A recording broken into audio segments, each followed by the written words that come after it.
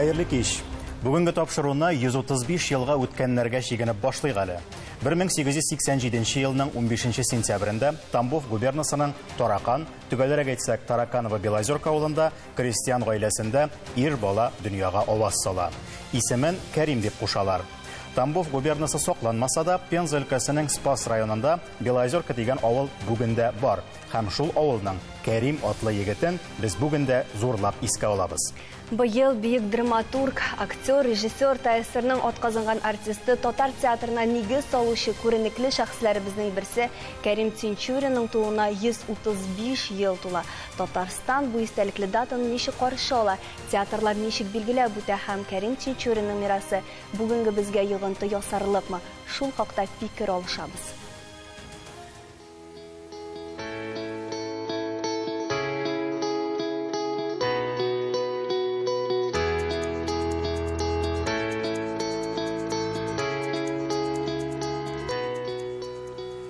Хәерле кич, хөрмәтле кунаклар. Тапшыру дәверендә сез үз фикерегезне төймәләргә басып та белдерә аласыз.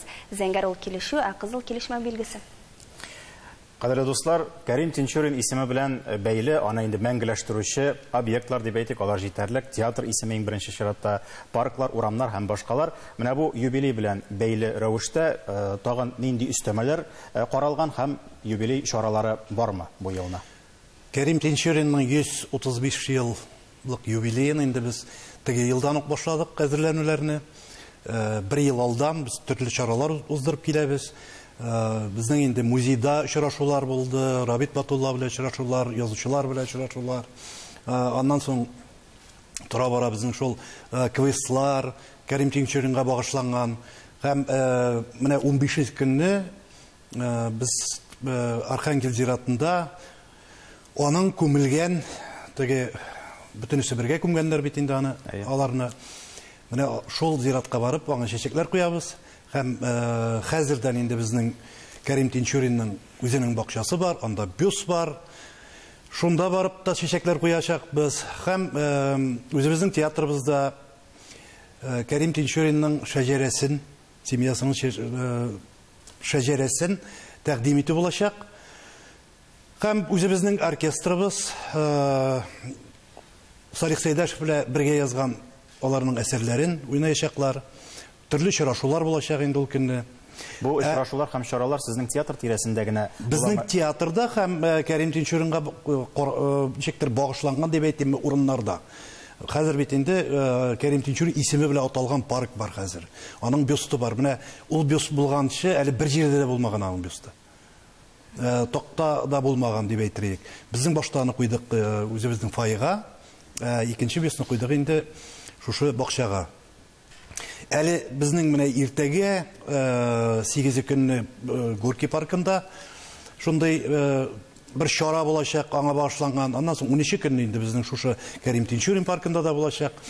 Гомумән шушы әзерләнүләр һәм шушы эзлексез бара торган безнең теге чаралар дип әйтик, алар инде ел буена Кәрим Тинчуринның иҗаты турында, аның тормышы турында сөйләп, һәм балаларны, мәктәп укучыларыбызны таныштырып килделәр. Аңлашылды. Менә бүгенге тапшырылышыбызда без билгеле фактларда түгел, инде бәхәсле вакыйгаларда, Кәрим Тинчурин белән бәйле шундый сораулар тудыра торган вакыйгаларда тукталырга булдык.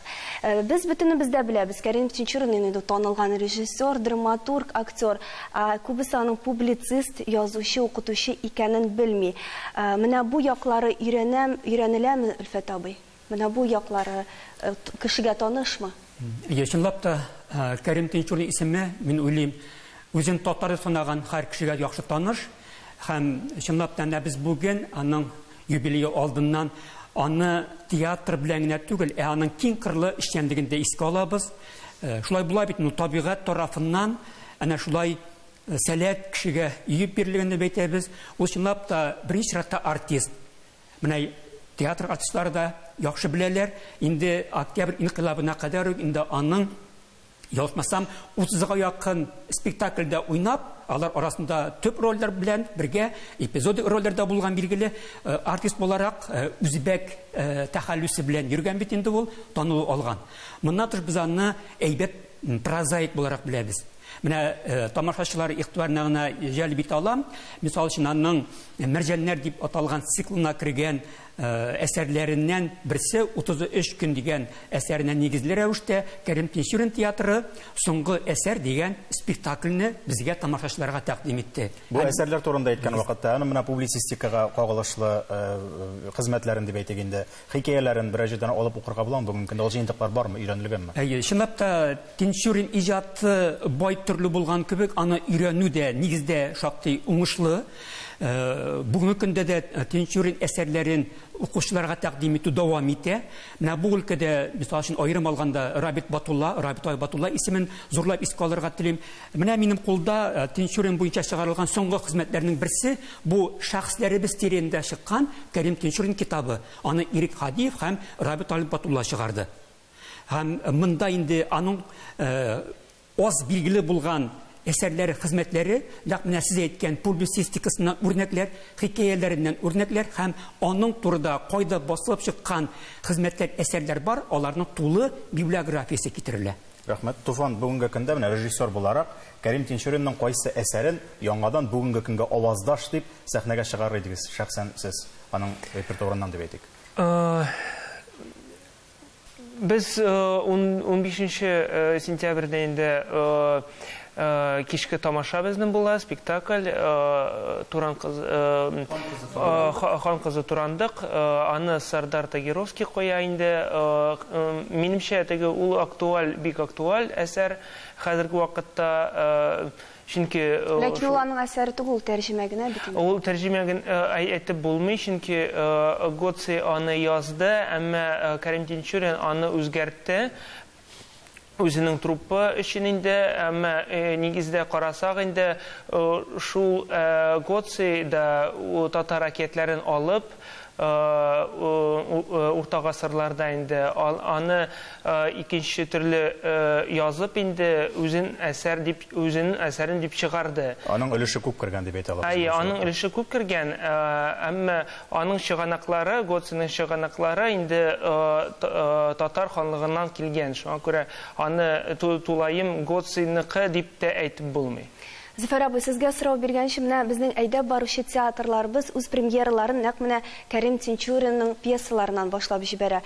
Ул белгәнебезчә Камал театры Зәңгәршәл белән башлап җибәрә. Инде Тинчурин театры күп кенә сезоннарын сүнгән йолдызлар белән башлап җибәрә. Һәм бүген без әлеге спектакльләрне искә алмыйча булдыра алмыйбыз. Үзек тәкъдим итәбез, аннары дәвам итәрбез.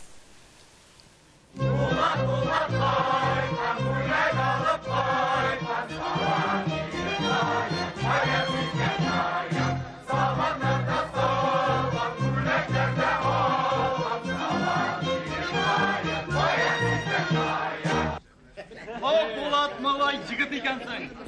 Жүректегін айттың да салдың бай. Болмаса болған екен.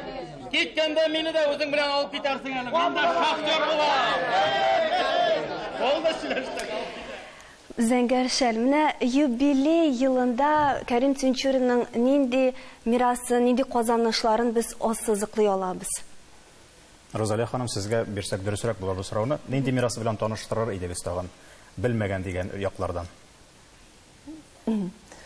Безнең театрыбызның шунардан башлыйсым килә инде, театрыбызның оешу тарихы да Кәрим Тинчурин исеме белән нык бәйләнгән. Безнең театрыбыз аның инициативасы белән, хәйр-фатихасы белән ачылып китә. Һәм инде беренче спектаклебездә аның спектаклен сәхнәгә куялар. Булат бабай семьясы. Менә музейга килеп кергәч тә иң беренче шушы Булат бабай семьясының афишасы урын алган безнең.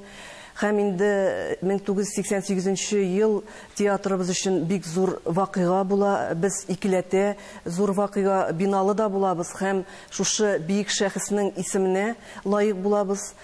Бу әлбәттә бик зур горурлык. Бүгенге көндә безнең музейыбызның түрендә шушы исемне раслаган приказ саклана. Без әлбәттә килгән туристларга, тамашачыларга, кунакларыбызга шушы документны күрсәтеп, горурланып сөйлибез. Һәм инде бүгенгесе көндә бездә инде шушы Кәрим Тинчурин бүлегендә Кәрим Тинчуринның шәхси гаилә әйберләре саклана. Белгәнегезчә, тинтү вакытында Захиде Тинчурина, Кәрим Тинчуринның сөйеклесе, карават астына, өстәл астына чемоданнарны, шәхси әйберләрне, кулъязмаларны яшерергә өлгерә. Күп булмаса да. Без менә бик җаваплы һәм четерекле темага килеп җиттек. Бу турыда һәм кулга алулар турында без кыска вакытлы рекламадан соң сөйләшербез. Безнең белән калыгыз.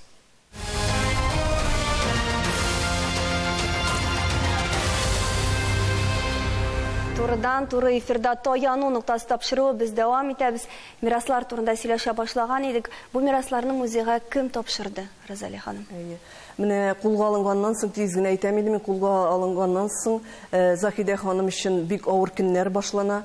Аны эшеннән дә азат итәләр, квартирасыннан да чыгаралар, туганнары да читләшә, дуслары да читләшә.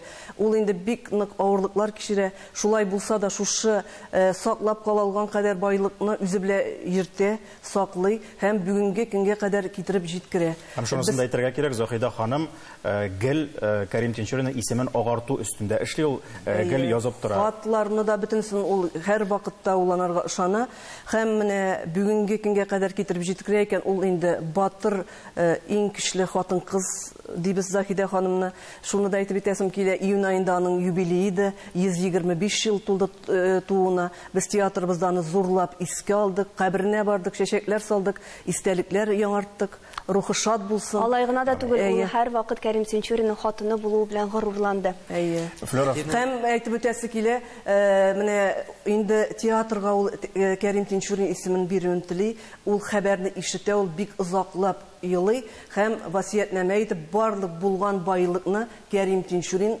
театрына дип атый. Ләкин бүгенгесе көндә ни кызганыч, әлбәттә Рабит Батуллага ышандырыла. Рабит ага белән Рузия ханым аны бик тәрбиялиләр, соңгы юлга заталар. Һәм бу васиятнамә бүгенге көндә бик матур урынны алып тора безнең музейда. Әмма ләкин ниндидер сәбәпләр дибез инде бүгенгесе көндә тулысы белән безгә шәхси әйберләр килеп җитмәде. Аның Күбелеше Камал театрында, Татарстан Республика Милли музейында һәм бездә булганнарын инде без бик кадерлибез. Рабит ага инде менә без аның белән 12 ел бергә тыгыз мөнәсәбәттә. Ул безгә биноклен да тапшырды, аннан соң инде кулъязмаларын да тапшырды һәм менә 88-нче сезон тәмамланганда зур чемоданын күтәреп килеп, анда үзендә булган кулъязмаларны, фотосурәтләрне барсын да безгә тапшырды. Без бүген бай. Кулга алуга әйләнеп кайтсак, инде мирасы саклану бик әйбәт, ләкин кулга алу вакыйгалары 25 еллыгын, иҗат эшчәнлегенең, иҗади эшчәнлегенең 25 еллыгын бәйрәм итеп кенә төгәлләгән вакытта, Тинчуринның үзенә 50 яшь тулып, аны бик күп кешеләр, күренекле шәхесләр телеграммалар язып котлagан чорда, менә шул юбилей уза да, 2 көннән иҗат чишмәсе кайнап торган кешене кулга алалар. Бу нәрсә белән бәйле булып чыга, Флюр әфәнде? Чыннан да 50 яшь тулганнан соң 2 көннән Кәрим Тинчуринны кулга алалар. Мен инде моның белән 90-нчы елларда кызыксынып китеп, архивлардан аның җинаят эшен алып укыдым һәм шул вакытта инде беренче язмалар ясадым һәм менә аның бу соңгы фотосы сакланган инде, менә бу аның соңгы фотосы бер җирдә фотография бер җирдә дә басылмады ул. Менә аның төрмәдә соңгы төшкән бик моңсу фотографиясе инде. Нәрсәдә гаеплиләр Кәрим Тинчурин? Кәрим Тинчуриннарны күп башка культура хәлләре кебек инде, аны да шул ук антисовет буржуаз милләтчел оешма оештыруда инде, совет властена каршы контрреволюция, милләтчелек һәм менә шундый күп тузга язмаган әйберләр инде. Әлбәттә инде аның бөтен гаепләре шул иҗади эш белән бәйләнгән инде. Иҗади пьесалар белән, спектакльләр белән. Ләкин ул бит гомере буена инде социалистик темаларга, ул инде ничектер теге астагы катламнарның күтәрелешенә багышланган. Шул ук инде менә Булат бабай гаиләсе, мәсәлән, шундый ук тематикага язылган әйберләр. Кандыра буенда. Шулай. Монда кызык хәл, менә аның революция хәтле язылган пьесаларына бәйләнәләр. Менә 14нче елда, 1914нче елда язылган беренче чәчәкләр. Менә шунда табалар инде милләтчелек идеяләре. Милләтчелек, буржуаз шундый нәрсәләр инде. Ну ул әйтә, мин бит инде аны айрым хаталар бар минем ди. Мин аны бит инде революция хәтле яздым ди. комиссия тикшерә шуны, алар тоже әйтәләр инде, аерым хаталар бар, шәкертләр хәрәкәте дөрес язылган. Ул бит инде язылган. театрны үлеп ярата һәм театр аны үтерде дип тә әйтәләр. Зөфәр абый, сез менә Кәрим Тинчурин пьесалар буенча куелган нинди спектакльләрдә уйнаганыгыз бар? Кәрим Тинчурин әсәрләре буенча куелган Шуңган йолдызлардан калып барлык спектакльләрдә уйнадым. Аның беренчесе шулай ук Раби Табибатулла безгә баш режиссер булып килгәчтен театрны Кремльдән чыгардылар һәм без Михавчиклар мәдәният сараенда язлыкта аның әсәре Тинчурин театрында Кәшиф ападан соң беренче куелган әсәре ул хикмәтле доклад иде. Мин анда уйнадым Низамны. Һәм әйтергә кирәк, мин үзем үз акылым белән Тинчуринның чыннан да классик драматург икәнен үз акылым белән барып җиттем.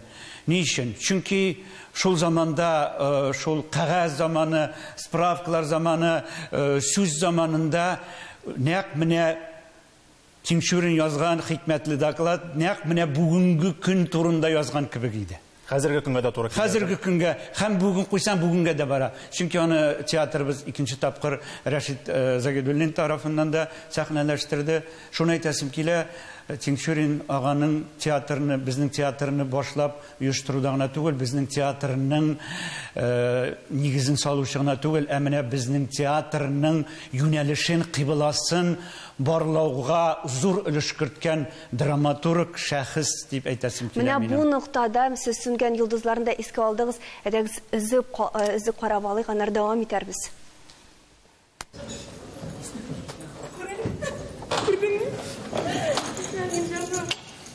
Менә моны хәзер кулакка салырга кирәк. Менә күрдә торып каладан кире кайтарырлар үзеңне. Кайдан алдың аны, җан? Әйтергә ярамый. Анд иттем. Соңыннан әйтермен, дим. Әллә нигә күңелем тартмый бит, җаны? Син мине шулай итеп гомергә елатырга уйлыйсыңмы? Мин бит синнән башка бер көндә тора алмам. Бер киткәч, син анда, мин монда гүриясе булырбыз. Чырасын күрергә кирәк. Халык шулай кулак бузып кала бит. Кем салыр аны? Туфан, әмінә заманча режиссерлар, сезнең кебек заманча алымнар куллана торган режиссерлар классик әсәрләргә менә Кәрим Тинчурин кебек бийек шәхесләрнең мирасына мөрәҗәгать итәме? Андый ихтыяҗ бармы бүгенге көндә тамашачылар? Бар дип уйлыйм, чөнки ул классика беренчедән. Классик булганда инде аларның темалары гел актуаль була беренчедән. Икенчедән теге аларның текстлары катлаулы булгач инде ул теге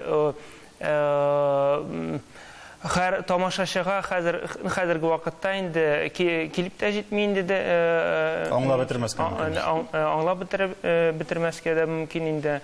Әмма аларның пьесалары белән эшләргә уңайлы, чөнки актерларга әйтер сүз бар. Уйнарлык материал бар дип әйтәбез.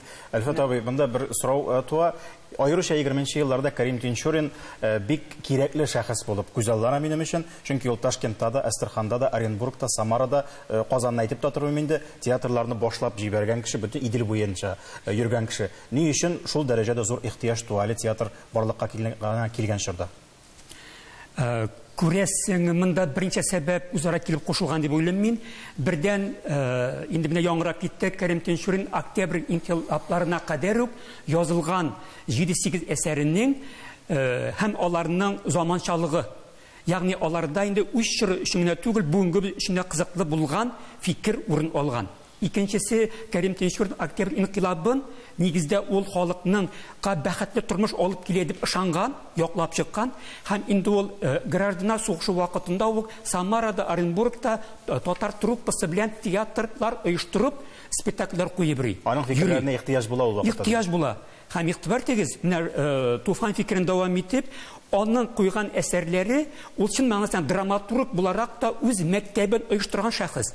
Һәм ул театрда Зөфәр абый фикере әйтелде, яңа татар театрын башлап йөрүченең берсе, аны юнәлешен билгеләүче. Нәкъ менә Тинчурин бит Кәрим абабыз Салих Сәйдәшевне чакырып китерә һәм аның белән иҗади дуслыгы нигезендә татар музыкаль театры моңарча күренмәгән биеклеккә күтәрелә. Бүгенге көндә дә аңлаешлы, түгел, барлык катламнарга да барып җитә торган, хәтта аны яшьләр дә аңлый. Менә бу без карап үткән Сүнгән йөзләр беренче куелышта булса, Рәшид Загидуллинның икенче куелышта яшь режиссер, шулай ук Резида Гарипова куйды. Яшьләр белән әле вакытта студентлар гына идалар.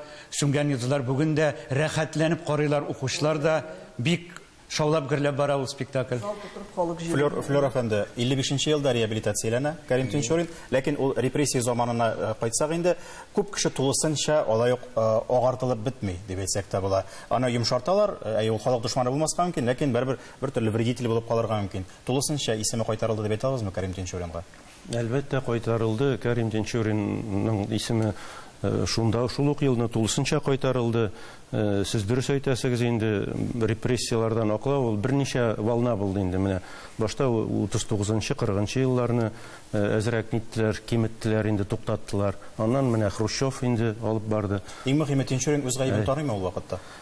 Кәрим Тинчурин әйтергә кирәк, ул бер допроста да гаебен танымый. Һәр вакыт әйтә, минем гаебем юк ди, аерым хаталар бар ди, иҗади. Беркемгә дә донос язмый, аны бик каты кыйныйлар, аны тикшерүче кыйный, тикшерүче булдыра алмагач, тикшерүченең начальнигы да кыйный, һәм алар менә бөтен әйтәләр, без бер нәрсә булдыра алмадык, ул бер нәрсәгә кул куймады һәм гаебен танымады. Әлбәттә, бу тагын бер кешенең исемен телгә аласы килә, ул Гаяз Исхакый. Кәрим Тинчурин белән Гаяз Исхакый 1914 елда Новгородта күрешәләр һәм 17 елда Тинчурин илгә җитендә эшли. Аның язмышына Исхакый нинди йогынты ясый, кулга алгач та бит инде нәкъ менә аның дуслыгы аркасында драматург өчен менә бу күрешү, бу дуслык эзсез узмый.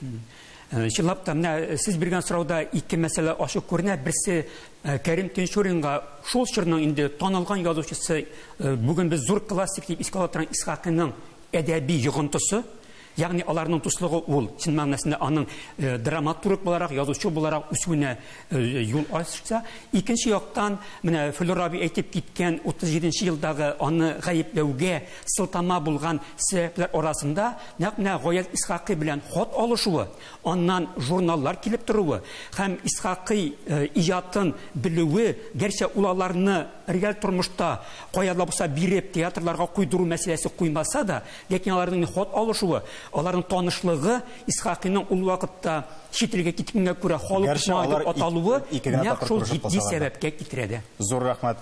Кадерле дуслар, безнең вакыт узып бара. Күрүегезчә, моннан бер гасыр элек милләт дип янып иҗат иткән күренекле шәхесләребезнең хезмәтләрендә бүгенге бик күп кенә сорауларга да кызыклы җаваплар табарга мөмкин. Онытмыйк, өйрәник. Без Кәрим Тинчурин кебек бик шәхесләребезнең дәвамчылары, шуңа күрә телебезгә, сәнгатебезгә, милләтебезгә тугры булып калыйк. Таяныр нокта һәр вакыт бар, шуны онытмагыз.